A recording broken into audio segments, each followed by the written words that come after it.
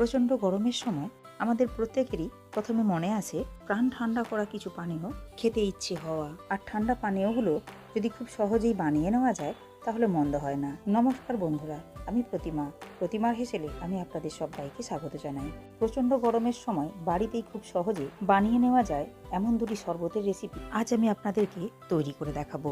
নামমাত্র উপকরণ দিয়ে খুব কম সময়ে বানিয়ে নেওয়া যায় এই শরবত দুটি। দেখে নেওয়া যাক শরবত দুটি কিভাবে বানাবো। প্রথমেই বানিয়ে নেব জীবন ঠান্ডা। তার জন্য একটা ভাজা মশলা তৈরি করে নিতে হবে। গ্যাস ওভেনে একটা কড়াই বসিয়ে কড়াইয়ের মধ্যে দিয়ে দিলাম 1 চা চামচ গোটা জিরে, 1 চা চামচ গোটা মৌরি ও 8-10টি গোটা গোলমরিচ। উপকরণগুলো শুকনো কড়ায় কয়েক সেকেন্ড নাড়াচাড়া করে খুব ভালো করে ভেজে নিতে হবে। দেখুন মশলাগুলো খুব ভালো মতো লাল করে ভেজে নিয়েছি। এখন গ্যাস অফ করে মশলাগুলো উঠিয়ে নিতে হবে। এরপর দই লস্যির জন্য একটা মশলা ভেজে নেব। তার জন্য কড়াইয়ের মধ্যে দিয়ে দিলাম 1 চা চামচ গোটা জোয়ান ও 1 চা চামচ গোটা জিরে।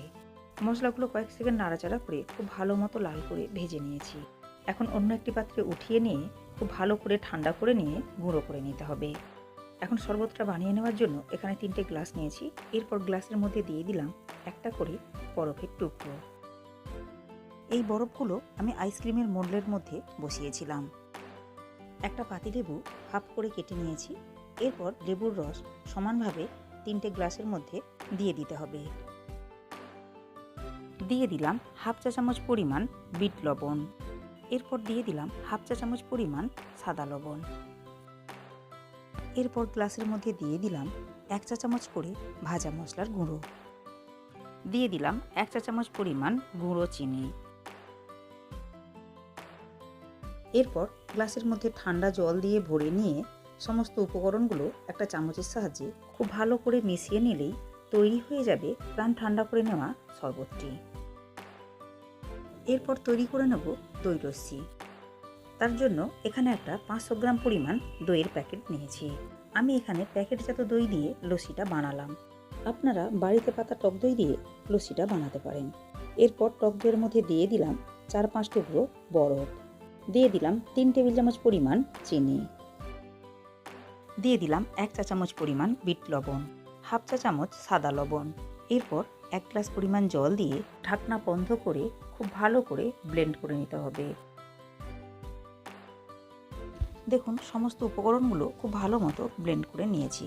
লস্যির জন্য মিশ্রণটা আমার একেবারেই তৈরি হয়ে গেছে। এখন লস্যিটা নিয়ে নেব 2 গ্লাসের মধ্যে। তীব্র গরমের সময় খুব সহজেই বানিয়ে নিতে পারেন এই রেসিপিটি। আর বানাবার জন্য খুব বেশি সময় ও উপকরণের দরকার হয় না। উপর থেকে ছড়িয়ে দিলাম আগে থেকে ভেজে নেওয়া সামান্য পরিমাণ মশলা। এরপর দিয়ে দেবো একটা করে বরফের টুকরো। উপর থেকে দিয়ে দিলাম পুদিনা পাতা। তৈরি হয়ে গেল ঠান্ডা ঠান্ডা দই লস্যি। রেসিপিটা বাড়িতে বানাবেন আর খেয়ে কমেন্ট করে জানাবেন রেসিপিটা আপনাদের কেমন লেগেছে। রেসিপিটা ভালো লাগলে লাইক ও শেয়ার করবেন। চ্যানেলটাকে সাবস্ক্রাইব করে পাশে থাকা বেল আইকনটি প্রেস করবেন। ভালো থাকবেন, সুস্থ থাকবেন। ধন্যবাদ।